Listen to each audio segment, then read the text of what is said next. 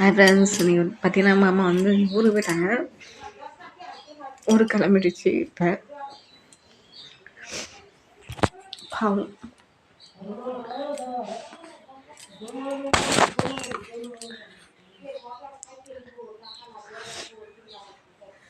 மாமா வந்து 1.5 மாதம் ஆயிடுச்சு. டிசம்பர் 7ஆம் தேதி வந்துச்சு.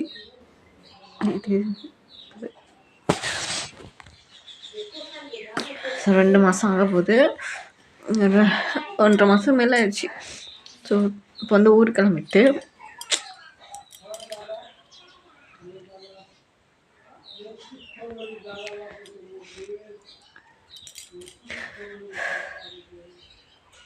மனசே சரியில்லை. ஸோ வந்து 2 மாதம் ஆயிடுச்சு. 2 மாதம் ஆக போகுது. கஷ்டமாக ஆயிடுச்சு மனசு. என்னடா நேற்று வரைக்கும் இருக்கும் தெரியலை.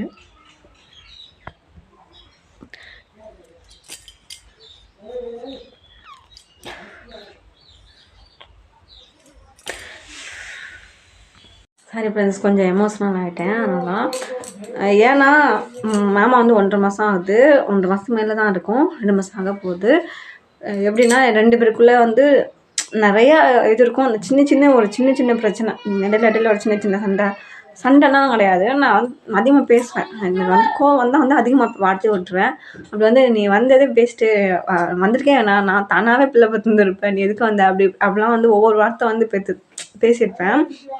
ஏன்னா ஒரு சின்ன விஷயம் என்னென்ன என் வேலை மட்டும் இல்லாமல் இப்போ எனக்கும் என் கூட இல்லாமல் என் பக்கத்தில் இல்லாமல் என்னை பார்த்துக்காம திடீர்னு எங்காச்சும் அவங்க வேலை சொன்னாங்கன்னா அவங்கள வேலையை பார்க்குறது, வீட்டு வேலை வேறு எங்காச்சும் வண்டி எடுத்துகிட்டு போயிடும், அவங்க அம்மா அப்பா வந்து அந்த வேலை சொன்னாங்க இந்த வேலை சொன்னாங்கன்னு சொல்லிட்டு கிளம்பிடுமா. அதனால எனக்கும் வரும், வந்து திட்டி விடுவேன். எதுக்கு இப்படி பண்ணுற, வந்ததே நீ வேஸ்ட்டு, என்னை கவனிக்கிறத விட நீ அவங்க பார்க்குற வேலை தான் பெருசாக இருக்குது அப்படின்னு சொல்லிட்டு இந்த மாதிரி ஒரு சின்ன வார்த்தை விட்டுருவேன். அப்போலாம் அது சொல்லும், ஓ நான் வந்ததே வேஸ்ட் இல்லை உனக்கு, நான் வந்ததுனால உனக்கு எந்த காரியமும் ஆகலைல்ல, சரி விடு, நான் அப்புறம் விடு பார்த்துக்கிறேன் அப்படி தான் சொல்லுவோம். நான் போனதுக்கு அப்புறம் ஃபீல் பண்ணுவேன் பாரு அப்படின்னு. அது உண்மைதான். அது நேற்று கூட எனக்கு அவ்வளோ எதுவும் தெரியலை, அன்றைக்கும் கூட எதுவும் தெரியல. அந்த டைம் நெருங்க அப்படியே எதுவுமே சொல்ல முடியல. கஷ்டமாக இருக்குது. பாவம் மாமா. ஒரு மனுஷன் நான் பார்த்துருக்கேங்க, சொந்தக்காரங்க, நான் என்னோடய சொந்தத்தில் நான் பார்த்துருக்கேன், நிறைய ஆம்பளைங்களை பார்த்துருக்கேன். பொண்டாட்டியை கல்யாணம் ஆன உடனே என்ன பண்ணுவாங்கன்னா பொண்டாட்டியை மட்டுமே பார்த்துட்டு இருப்பாங்க. சரிங்களா? பொண்டாட்டி பேச்சை கேட்டுட்டு அம்மாவை மதிக்க மாட்டாங்க, இல்லைன்னா அம்மா பேச்சை கேட்டுட்டு பொண்டாட்டியை மதிக்க மாட்டாங்க, இல்லைன்னா அக்கா தங்கச்சிக்கு பேச்சை கேட்க மாட்டாங்க, அக்கா தங்கச்சி மதிக்க மாட்டாங்க. பொண்டாட்டி பேச்சை கேட்டுட்டு அக்கா தங்கச்சி ஒதுக்கிடுவாங்க, அம்மா ஒதுக்கிடுவாங்க, சொந்தத்தை ஒதுக்கிடுவாங்க. அப்படி ஒரே சைடாகவே இருப்பாங்க. ஒரே சைடாகவே இருப்பாங்க. இல்லைன்னா பிள்ளையை கவனிக்க மாட்டாங்க, அது பண்ண மாட்டாங்க, இது பண்ண மாட்டாங்க, அப்படி அந்த மாதிரி இருக்கும். ஆனால் ஒரு மனுஷனால் எப்படி இப்படி இருக்க முடியுமான்னு சத்தியமாக தெரியாது. என் புருஷன் மாதிரியெல்லாம் யாராலுமே என்னால் அடித்து நான் சொல்லுவேன் இருக்க முடியாது எனக்கு தெரிஞ்சு. ஏன்னா ஒருத்தர் வந்து இப்போ பொண்டாட்டியும் பார்த்துக்கிட்டு, பொண்டாட்டி ஈக்குவலாக அவங்க தங்கச்சியும் பார்த்துட்டு, அவங்க தங்கச்சிகள்லாம் என்ன செய்கிறாங்களோ என்னெல்லாம் செய்கிறாங்களோ அதே ஈக்குவல் பொண்டாட்டிக்கும். சரிங்களா? அதே மரியாதை பொண்டாட்டிக்கும். ஸோ பொண்டாட்டிக்கு என்ன மரியாதை தங்கச்சிக்கும். சரிங்களா? அதை வந்து கூட குறைச்சி அதெல்லாம் கிடையாது. எவ்வளோ ரெஸ்பான்ஸ் கொடுக்கணும், எவ்வளோ மரியாதை கொடுக்கணும் எல்லாமே கொடுப்பாங்க. அதுக்கப்புறம் வந்து அது மட்டும் இல்லாமல் சின்ன விஷயத்துக்கெல்லாம் வந்து நம்ம இப்போ வந்து எப்போதுமே நம்ம கூட இருக்கணும். குழந்த பிறந்தோடனே சரி, மாதமாக இருந்தாலும் சரி, குழந்த பிறந்தோடனே சரி, எப்போதுமே வந்து நம்ம கூடயே இருக்கணும் அப்படின்னு யோசிப்போம். ஏன்னா அது இருக்குது, அது எனக்கு தெரியும். வந்தால் அது 1 மாதம் 1.5 மாதம் தான் இருக்கும், அதுக்கப்புறம் ஊருக்கு போயிடணும்னு தெரியும். ஸோ அதனால் எனக்கு வந்து எப்போதுமே வந்து அது கூடவே இருக்கணும் அப்படின்னு தான் யோசித்தேன். அது எப்போதுமே இருந்துச்சு தான், எல்லாமே பண்ணி கொடுத்துச்சு, எல்லாமே A to Z. எனக்கு துணி துவைச்சது வரையும் அதுதான், எல்லாமே பண்ணுச்சு தான். ஸோ அதனால் இல்லைன்னு சொல்ல மாட்டேன். அப்படியே வந்து என்னென்னா ஒரு சின்ன விஷயம் அவங்க வீட்டில் ஏதாச்சும் வேலை சொன்னாங்கன்னா, ஏன்னா வந்து ஆம்பளை ஆள் இல்லைல்ல, அவங்க வீட்டில் டக்குன்னு வந்து கூப்பிட்டு ராஜா நான் அதை செய்யட்டா, ராஜா நான் இதை செய்யட்டா அப்படின்னு சொல்லுவாங்க. அதனால் டக்குன்னு ஓடி போயிடும். எல்லாத்துக்குமே இதை தான் கூப்பிடுவாங்களா. மனசு கஷ்டமாக இருக்கும். நம்ம கூட இல்லையே, நம்ம கூட டைம் பண்ண மாட்டாங்களே அப்படி தான் தோணும். நம்ம கூட பாப்பா கூட டைம் பண்ண மாட்டாங்களே அப்படின்னு.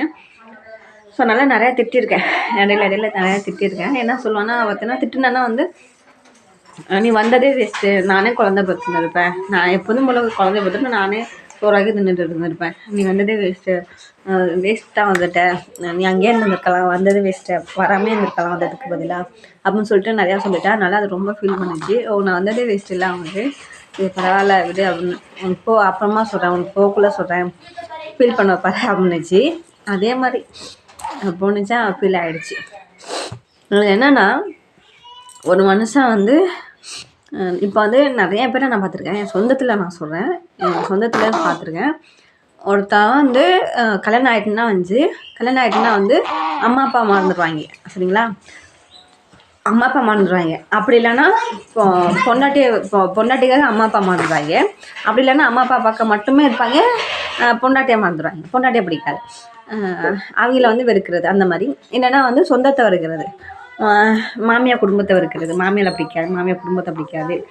இல்லைன்னா தங்கச்சியை ஒதுக்குறது, அக்கா தங்கச்சிகளை ஒதுக்குறது, பொண்டாட்டிக்காக அக்கா தங்கச்சி ஒதுக்குறது, பொண்டாட்டிக்காக அம்மா அப்பா ஒதுக்குறது, அந்த மாதிரி ஏதாச்சும் ஒருத்தவங்களை பிடிச்சா ஒருத்தவங்களை பிடிக்காது, ஒருத்தவங்களை இது பண்ணால் ஒருத்தவங்களை பார்த்துட்டாங்கன்னா இன்னொருத்தவங்களை பார்த்துக்க முடியாது, அம்மாவை பார்த்துட்டாங்கன்னா பொண்டாட்டியை பார்த்துக்க முடியாது, பொண்டாட்டியை பார்த்துட்டாங்கன்னா அம்மா பார்த்துக்க முடியாது.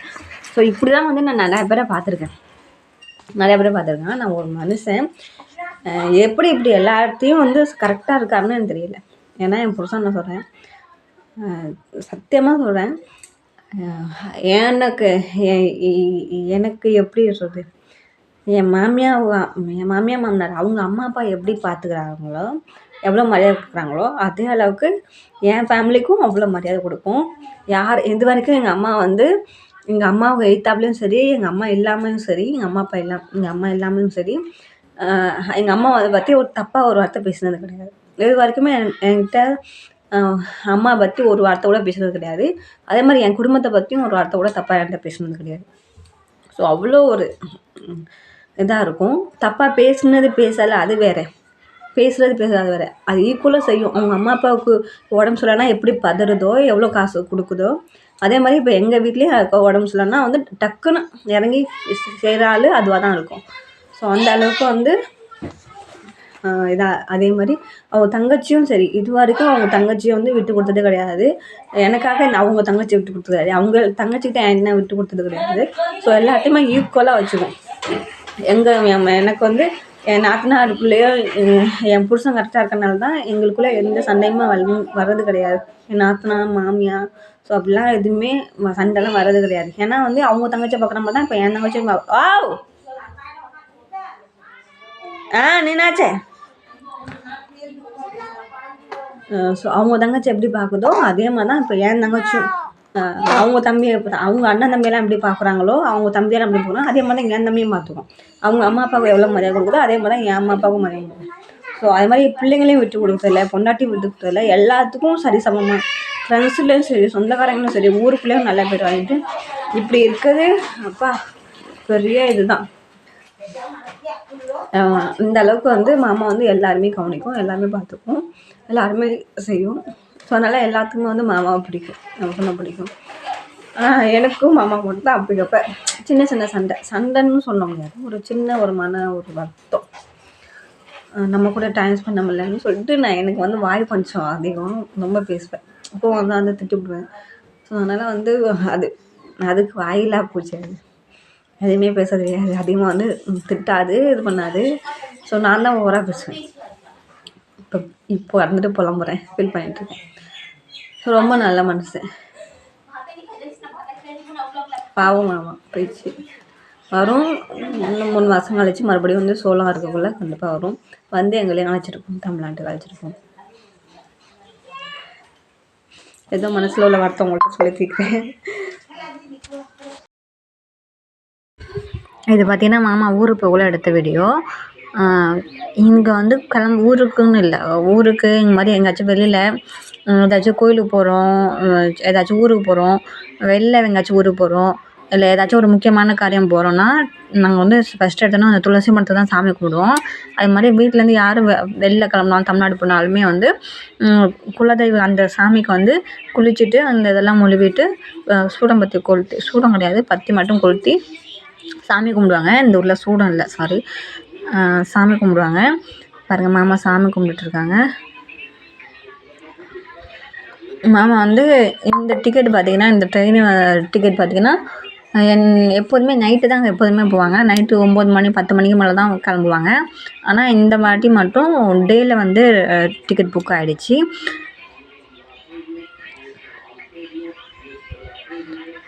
மாமா கூட மொத்தம் 7 பேர் போகிறாங்க. 7, 8 பேர் போகிறாங்க. 4 பேருக்கு டிக்கெட் ரெடி பண்ணி 7, 8 பேர் போகிறாங்க. ஸோ போகக்குள்ள மாமாவுக்கு ஒரே ஃபீலிங்கு. பாப்பா தூக்கி வச்சு கொஞ்சிக்கிட்டே இருந்துச்சு, விடவே இல்லை. அதுக்கப்புறம் பார்த்திங்கன்னா மாமாவுக்கு என்னென்ன சாப்பாடு செஞ்சோம் அப்படின்னு தான் பார்க்க போகிறோம். இது வந்து பார்த்திங்கன்னா அவல் இருக்குது பார்த்திங்களா, அவலை வந்து மிக்சர் மாதிரி ரெடி பண்ணுறது. இதில் வந்து வெங்காயம், பூண்டு, பச்சை மிளகாய், கொஞ்சோண்டு சீனி, மஞ்சத்தூள்லாம் போட்டு வறுத்து எடுக்கிறது. சூப்பராக இருக்கும் இது சாப்பிட. இது வந்து ட்ரெயினில் உட்காந்து சாப்பிட்றதுக்காக. அது கூட பார்த்திங்கன்னா சப்பாத்தி ரொட்டின்னு சொல்லுவோம் பார்த்திங்களா. ஸோ அது வந்து என் ரொட்டி வந்து என் மாமியார் செஞ்சது. இது வந்து என் ஓப்படியாக செஞ்சது. இந்த உருளைக்கிழங்கு வறுவல் மட்டும் நான் செஞ்சேன். அந்த ரொட்டிக்கு தொட்டுக்க வந்து இந்த உருளைக்கிழங்கு வறுவல் தான். ஏன்னா இதுதான் வந்து கெட்டு போகாது அதுக்காக. அதுக்கப்புறம் வந்து அந்த பொரி கொஞ்சோண்டு பேக் பண்ணோம். பொரிக்கு கொஞ்சோண்டு கட்டுச்சு. அதுக்கு இதை வந்து கடுகு எண்ணெய். ஸோ கடுகு எண்ணெய், கொஞ்சம் பச்சை மிளகாய், இதெல்லாம் வந்து ட்ரெயினில் போகக்குள்ளேயே சாப்பிட்டு போகிறதுக்காக ரெடி பண்ணாங்க, எடுத்துகிட்டு போகிறதுக்காக.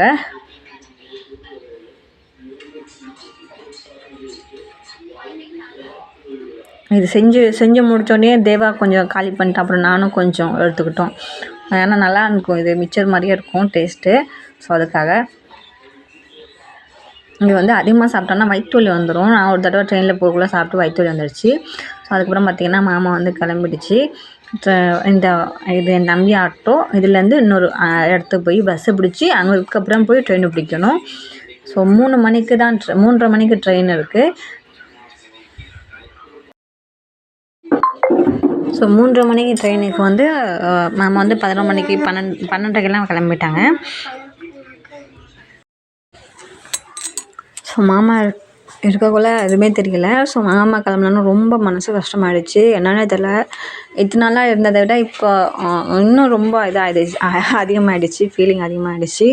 ஏன்னா ரொம்ப நல்லா பார்த்துக்கிச்சு என்ன. நான் இந்த அளவுக்கு என்னை பார்த்துக்கணும்னு தெரியாது. ஸோ டெலிவரி டைமில் எனக்கு அந்த அளவுக்கு என்னை பார்த்துக்கிடுச்சு. ஒரு அம்மாவாக எப்படி இருந்து பார்த்துக்கணுமோ அது எல்லாமே என் புருஷன் பார்த்துக்கிச்சு. ஸோ அதனால் கொஞ்சம் ஃபீல் ஆகிட்டேன். இந்த ஊரில் வந்து ஊருக்கு போகக்குள்ள வந்து யாரும் அழுகக்கூடாது அப்படின்னு சொல்லிட்டு சொல்லுவாங்க. யாரும் அவங்க ஊருக்கு போகக்குள்ள வந்து நம்ம அழுகக்கூடாது, ஃபீல் பண்ணக்கூடாது அப்படின்னு சொல்லுவாங்க. அதுவும் இந்த மாதிரி வேலை போக கூட சுத்தமாக அழுகக்கூடாது. அப்போ தான் எனக்கு சுத்தமாக கண்ட்ரோல் பண்ணவே முடியலை. நான் அவங்க கண்ணு போய் பார்க்கவே இல்லை. மாமா கிளம்புறத என்னால் பார்க்கவே முடியல. நல்லா போய் ஒரு ஓரமாக ஒழிஞ்சிட்டு எங்கள் சித்தி வீட்டில் ஒழிஞ்சு நின்றுட்டு பார்த்துருந்தேன். ஸோ அங்கே உட்காந்து அழுதுட்டு உட்காந்தேன்.